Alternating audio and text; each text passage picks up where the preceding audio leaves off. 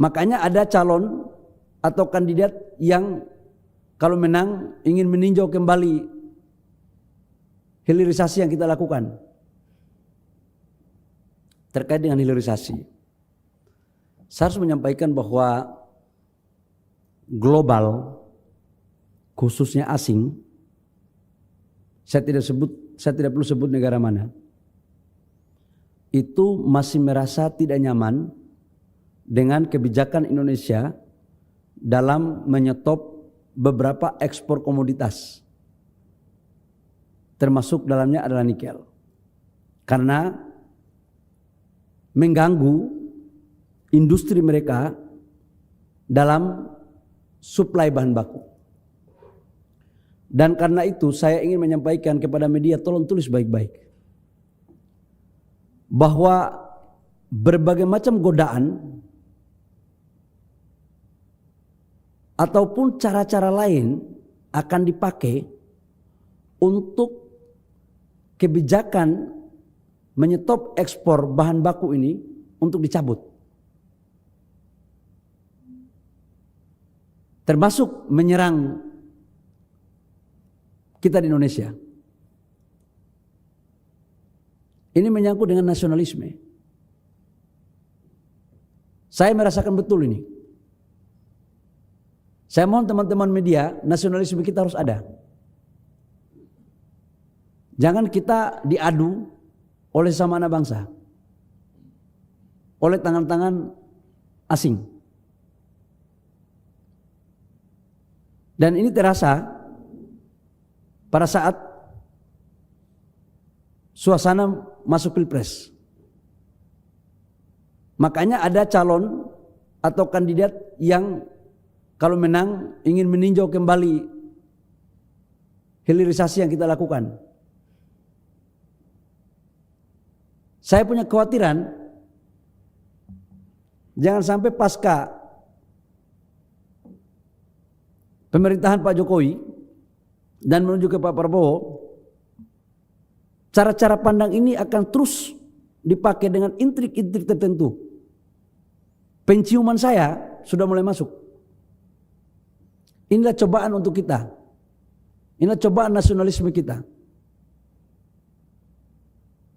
Dan saya yakin media tidak mungkin akan terpengaruh dengan itu. Tapi kalau ada media yang terpengaruh dengan itu, saya sangat menyayangkan. Tapi saya punya keyakinan media Indonesia semua punya nasionalisme. Tapi saya penting menyampaikan bahwa ini ada ancaman ini. Ini ancaman serius.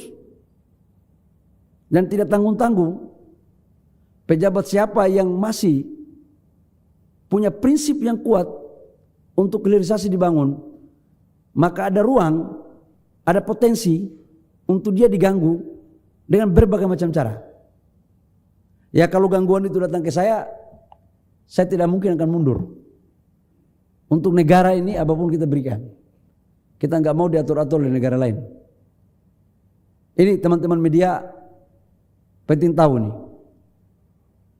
Karena itu terkait dengan pertanyaan dari adenda saya, dari saudara saya dari Kata Data tentang hilirisasi yang harus kita membangun ekosistem, itu betul sekali. Jadi contoh sekarang kita bangun hilirisasi di sektor tembaga. Sekarang itu tembaga itu langsung ke emas. Habis itu kita bikin hilirisasinya langsung copper fuelnya itu untuk pembungkus baterai. Jadi tidak hanya stop di tembaga, tin tembaga dan emas. Jadi langsung kita bikin hilirisasinya di Gresik. Itu untuk bikin copper fuelnya, itu untuk pembungkus baterai. Selama ini kita impor. Kemudian kita akan membangun lagi hilirisasi supaya lengkap. Tembaga kita itu menjadi bagian daripada komponen mobil listrik. Ini kita akan turunkan juga. Nikel kita tidak boleh hanya sampai dengan 50-60%. Kalau dia ekspor, bisa kita membuat siasat baru untuk tidak memberikan tax holiday. Sekarang NPI tidak lagi kita berikan tax holiday. Kita pingin hilirisasinya, manfaatnya dirasakan semuanya oleh Republik Indonesia. Minimal 80%. Kita akan buat ke sana.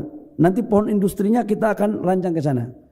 Makanya kalau teman-teman media melihat pemaparan-pemaparan dari Pak Prabowo, Itu sangat jelas, saya akan ikut apa yang diarahkan oleh Pak Presiden dan konsep dari apa yang disampaikan oleh Pak Presiden terpilih.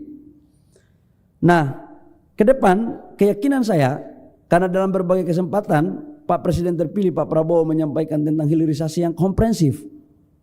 Ini saya yakin akan tetap berjalan dan akan konsisten, karena Pak Prabowo juga bukan tipe orang yang bisa diatur-atur. Dia konsisten untuk NKRI, konsisten untuk hilirisasi. Saya pikir itu. Download Tribun X sekarang, menghadirkan lokal menjadi Indonesia.